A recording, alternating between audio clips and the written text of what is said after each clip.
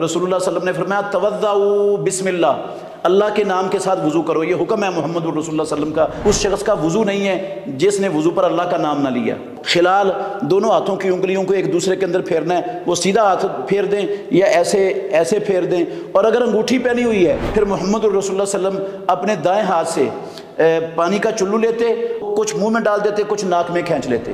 اپنے دونوں ہاتھوں سے پانی کا لپ بھرنا ہے اور اپنے چہرے کو دھونا ہے، اور پانی کا لپ لے کر اس طرح اپنے یہ داڑھی کے نیچے ایسے کرتے اور پھر اپنی داڑھی میں انگلیاں پھیر دیتے، خلال کرتے، اور آپ فرماتے ہاکذا امرنی ربی، مجھے میرے رب نے ایسے ہی کرنے کا حکم دیا ہے۔ دائیں بازو کو دھوتے، پھر بائیں بازو کو کونی سمیت دھوتے، اور اس طرح آخر گدی تک لے جاتے، وہاں سے شروع کرتے اور ہاتھ اٹھا لیتے۔ یہ وضو کا طریقہ ہے۔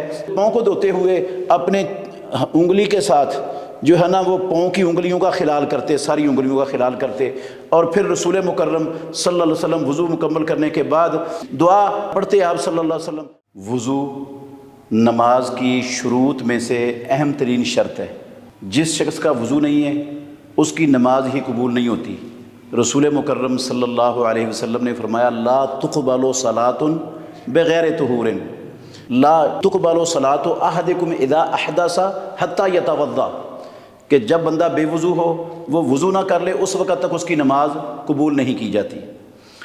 تو یہ نماز کی شروط میں بھی شامل ہے اور یہ مستقل عبادت بھی ہے۔ بندہ جب وضو کرتا ہے تو رسول مکرم صلی اللہ علیہ وسلم کی حدیث ہے جس نے میرے اس وضو کے طریقے کے مطابق وضو کیا اللہ رب العالمین اس کے سارے گناہوں کو معاف کر دے گا۔ صحیح مسلم شریف کے اندر ایک حدیث ہے، یہ حضرت عثمان بن عفان رضی اللہ عنہ کی روایت ہے۔ انہوں نے رسول اللہ صلی اللہ علیہ وسلم کے طریقے پر وضو کر کے دکھایا اور کہا کہ رسول اللہ صلی اللہ علیہ وسلم نے فرمایا من توضأ نحو وضوئی ھذا، جس نے میرے اس وضو جیسے وضو کیا پھر اس نے نماز پڑھی تو اس کے سارے گناہ وضو سے مٹ جائیں گے۔ نماز کے لیے چلنا اور نماز پڑھنا یہ اس کے درجات کی بلندی کے لیے مزید نیکیاں بن جائیں گی۔ اور ایک حدیث یہ بھی ہے وضو کی فضیلت کے حوالے سے صحیح مسلم میں، عمر بن عنبسہ یا عمر بن عباسہ رضی اللہ عنہ، ان کے اسلام لانے کا واقعہ امام مسلم رحمۃ اللہ علیہ نے بیان کیا ہے۔ اس میں انہوں نے وضو کے بارے میں پوچھا تو آپ نے بتایا کہ جب بندہ ہاتھ دھوتا ہے ہاتھ سے ساری غلطیاں نکل جاتی ہیں، جب چہرہ دھوتا ہے تو چہرے کی ساری غلطیاں اور گناہ داڑھی کے بالوں کی نوکوں سے نکل جاتی ہیں، سر کا مسح کرتا ہے، پاؤں دھوتا ہے، اس میں یہ لفظ ہیں۔ پھر جب بندہ وضو کرنے کے بعد رسول اللہ صلی اللہ علیہ وسلم کے طریقے جیسا وضو کرنے کے بعد جب 2 رکعتیں پڑھتا ہے ان رکعتوں میں اپنے دل سے بھی بات نہیں کرتا تو یسیرو کہیئتہ ولدتہ امہ، صحیح مسلم شریف کی حدیث کے لفظ ہیں۔ امام الانبیاء نے کہا وہ ایسے ہو جاتا ہے جیسے اس کی ماں نے اسے ابھی جنم دیا ہے۔ بڑی عظیم الشان عبادت ہے وضو۔ بڑے بد نصیب ہیں وہ مسلمان جن کو اللہ رب العالمین نے اپنے گناہوں کو معاف کروانے کا اتنا آسان اور اتنا بڑا موقع دیا ہے اور نہ وہ نماز پڑھتے ہیں اور نہ ان کو وضو کرنے کی توفیق ہوتی ہے۔ اللہ تعالیٰ سب کو سمجھ عطا فرمائے۔ تو اللہ کے نبی محمد الرسول اللہ صلی اللہ علیہ وسلم وضو کیسے کرتے تھے، اب میں ابھی اس کا خلاصہ آپ کے سامنے رکھتا ہوں، پھر آپ کو انشاءاللہ وضو کر کے بھی دکھاؤں گا۔ سب سے پہلی چیز وضو کے اندر وہ ہے نیت، فرض ہے۔ کوئی بھی عمل مومن کا نیت کے بغیر نہیں ہوتا۔ رسول اللہ صلی اللہ علیہ وسلم نے فرمایا انما الاعمال بالنیات، یہ وضو کے فرائض میں شامل ہے۔ اور دوسرا ہے رسول اللہ صلی اللہ علیہ وسلم نے فرمایا لا وضوء لمن لم یذکر اسم اللہ علیہ، اس بندے کا وضو نہیں جس نے وضو پر اللہ رب العالمین کا نام نہ لیا۔ نیت کے بعد نیت دل کے ارادے کا نام ہوتا ہے، نیت زبان سے پڑھی نہیں جاتی، کسی بھی عبادت میں اسلام کے اندر زبان سے نیت نہیں پڑھی جاتی، وہ دل کے اندر دل کا ارادہ ہوتا ہے۔ تو نیت فرض ہے۔ نیت کے بعد پھر بسم اللہ وضو پر پڑھنا لازم ہے۔ رسول اللہ صلی اللہ علیہ وسلم نے کہا لا وضوء لمن لم یذکر اسم اللہ علیہ، اس شخص کا وضو نہیں ہے جس نے وضو پر اللہ کا نام نہ لیا۔ یہ حسن لغیرہ کے درجے کی حدیث بن جاتی ہے۔ علامہ ناصر الدین البانی رحمۃ اللہ علیہ نے صحیح الجامع کے اندر اس کو صحیح قرار دیا ہے۔ اور ایک حدیث صحیح بخاری اور مسلم میں ہے، رسول اللہ صلی اللہ علیہ وسلم نے فرمایا توضؤ بسم اللہ، اللہ کے نام کے ساتھ وضو کرو۔ یہ حکم ہے محمد رسول اللہ صلی اللہ علیہ وسلم کا، اور اللہ کے نبی جس کام کا حکم دے دیں وہ کام کرنا فرض ہو جاتا ہے وضو میں۔ جو جان بوجھ کر وضو پر بسم اللہ نہیں کہتا اس کا وضو ہی نہیں ہوتا، اس نے فرض چھوڑ دیا وضو کا۔ اسی طرح اگر وہ شروع میں بسم اللہ پڑھنا بھول گیا ہے تو جب اس کو یاد ہے وضو کے دوران پاؤں دھوتے ہوئے یاد ہے جو اسی وقت پڑھ لے تو وہ وضو پر اللہ کا نام انشاءاللہ الرحمن ہو جائے گا۔ اس کے بعد رسول مکرم صلی اللہ علیہ وسلم اپنے دونوں ہاتھوں ہاتھوں کو دھوتے تھے یہ گھٹنوں تک، دونوں ہاتھوں کو یہاں تک دھوتے تھے، اور ہاتھوں کو دھوتے ہوئے انگلیوں کا خلال کرنا ہے۔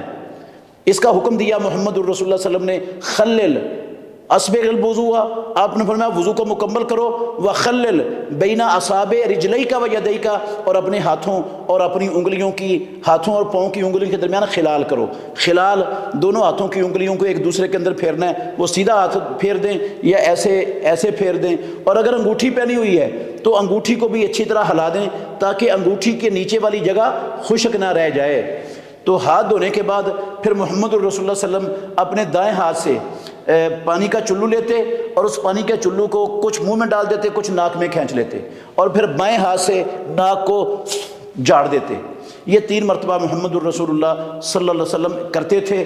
منہ کے لیے، کلی کے لیے الگ پانی لینا اور ناک کے لیے الگ پانی لینا، یہ رسول مکرم صلی اللہ علیہ وسلم سے ثابت نہیں ہے۔ صحیح بخاری کی حدیث میں ایک ہی چلو سے منہ میں پانی ڈالنا ہے اور اسی چلو سے ناک میں پانی کھینچنا ہے۔ یہ کلی کرنا بھی، ناک میں پانی کھینچنا بھی اور ناک سے پانی جھاڑنے کا بھی، ان تینوں چیزوں کا حکم دیا محمد الرسول اللہ صلی اللہ علیہ وسلم نے، یہ بھی وضو میں فرض ہیں۔ اس کے بعد اپنے دونوں ہاتھوں سے پانی کا لپ بھرنا ہے اور اپنے چہرے کو دھونا ہے۔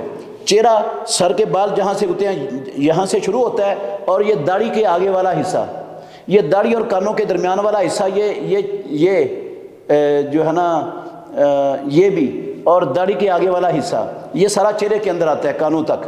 کان چہرے میں نہیں آتے، کان سر کا حصہ ہے۔ یہ کانوں کے آگے والا حصہ، یہ والا حصہ، اور داڑھی کے آگے والا حصہ اچھی طرح، یہ پورا چہرہ، یہ نیچے تھوڑی تک، یہ تھوڑی کے آخر تک، یہ چہرہ دھونا ہے۔ 3 مرتبہ رسول اللہ صلی اللہ علیہ وسلم چہرہ دھوتے، پھر آپ صلی اللہ علیہ وسلم ایک لپ پانی کا لیتے سیدھے ہاتھ سے، اور پانی کا لپ لے کر اس طرح اپنے یہ داڑھی کے نیچے ایسے کرتے اور پھر اپنی داڑھی میں انگلیاں پھیر دیتے، خلال کرتے، اور آپ فرماتے ہاکذا امرنی ربی، مجھے میرے رب نے ایسے ہی کرنے کا حکم دیا ہے۔ یہ داڑھی کا خلال کرنا بھی وضو کے اندر فرض اور لازمی ہے۔ پھر محمد الرسول اللہ صلی اللہ علیہ وسلم اپنے بازوؤں کو کوہنیوں سمیت دھوتے 3 مرتبہ، دائیں بازو کو دھوتے، پھر بائیں بازو کو کوہنی سمیت دھوتے، اور پھر رسول اللہ صلی اللہ علیہ وسلم سر کا مسح کرتے۔ پانی وہ پہلے ہاتھوں سے دھوئے ہوئے کے بعد جو تری موجود ہے وہ بھی تری کفایت کرتی ہے، اور اگر نیا پانی بھی لے لیا جائے تو کوئی حرج نہیں ہے۔ سر کا مسح کرتے آپ، اور سر کے مسح کا طریقہ یہ تھا، آپ صلی اللہ علیہ وسلم ادھر اپنے ہاتھوں کو رکھتے اور اس طرح آخر گدی تک لے جاتے، اور پھر گدی پر وہاں لے جانے کے بعد واپس جہاں سے لائے تھے وہاں سے شروع کرتے اور ہاتھ اٹھا لیتے۔ یہ وضو کا طریقہ ہے۔ اور اسی طریقے سے جو سر کے مسح والی طریق ہے، امام الانبیاء اپنے کانوں کا مسح کرتے۔ کانوں کے مسح کا طریقہ یہ ہے، اپنی دونوں انگلیاں، اپنے دونوں کانوں کی یہ مسبحہ انگلیاں اپنے دونوں کانوں کے سوراخ میں رکھیں اور پورے کان کے اندر گھما دیں۔ یہ دیکھیں یہ پورا کان کیسے گھوم رہی ہے، یہ انگلی یہ پورے کان کے اندر گھوم گئی ہے۔ یہاں سے شروع ہوا، ادھر جہاں جہاں جاتی ہے یہ گھما کر ادھر آ گئی، اور یہ انگوٹھا ہے اس کو ایسے کر دینا۔ اسی طرح یہ والا کان ادھر رکھا ہوا ہے، اس کو اندر گھمایا انگلی کو پورے کان کے اندر، اور اندر گھما کر ادھر تک لے آئے، اور پھر اپنے انگوٹھے کو ادھر رکھا اور یہاں تک لے آئے۔ یہ کانوں کا مسح تھا۔ اس کے بعد رسول مکرم صلی اللہ علیہ وسلم سر کے مسح کے 3 طریقے ہیں۔ پوری پگڑی پر بھی اللہ کے نبی سے مسح کرنا ثابت ہے، کچھ سر کا حصہ اور کچھ پگڑی، یہ مسح کرنا بھی ثابت ہے۔ صرف سر کے چوتھائی حصے کے مسح کا کتاب اللہ میں اور سنت رسول اللہ میں کوئی طریقہ اور کوئی دلیل نہیں ہے۔ بعض لوگ یہ کہتے ہیں۔ پھر محمد الرسول اللہ صلی اللہ علیہ وسلم اپنے پاؤں کو دھوتے، دائیں پاؤں کو، پھر بائیں پاؤں کو دھوتے، اور پاؤں کو دھوتے ہوئے اپنے انگلی کے ساتھ جو ہے نا وہ پاؤں کی انگلیوں کا خلال کرتے، ساری انگلیوں کا خلال کرتے، اور پھر رسول مکرم صلی اللہ علیہ وسلم وضو مکمل کرنے کے بعد سنن نسائی کے اندر حدیث ہے، پانی کے چلو لیتے اور اپنی شرمگاہ کی طرف اپنے قمیض کے نیچے پھینک دیتے۔ یہ بھی وضو کے مسنون اعمال میں سے پیارے پیغمبر محمد الرسول اللہ صلی اللہ علیہ وسلم کا عمل ثابت ہے۔ اور پھر وضو کرنے کے بعد آپ دعا پڑھتے۔ دعا کے لیے جو ہے نا چہرہ آسمان کی طرف اٹھانا یا دعا کے لیے انگلی کھڑی کرنا، یہ محمد الرسول اللہ صلی اللہ علیہ وسلم کی سنت اور حدیث میں اس کا کہیں وجود نہیں ہے۔ دعا پڑھتے آپ صلی اللہ علیہ وسلم، اشہد ان لا الہ الا اللہ وحدہ لا شریک لہ واشہد ان محمدا عبدہ ورسولہ۔ یہ دعا پڑھتے۔ اور رسول اللہ صلی اللہ علیہ وسلم سے یہ بھی حسن درجے کی روایت ہے، اللہم اجعلنی من التوابین واجعلنی من المتطہرین۔ پیارے پیغمبر نے فرمایا جو وضو کرنے کے بعد یہ دعا پڑھتا ہے رب العالمین اس کے لیے آسمانوں کے سارے دروازے کھول دیتے ہیں، وہ جس دروازے سے چاہے جنت میں داخل ہو۔ اور وضو کے بعد جو کفارہ مجلس والی دعا ہے یہ پڑھنا بھی امام الانبیاء محمد الرسول اللہ صلی اللہ علیہ وسلم سے صحیح حدیث سے ثابت ہے۔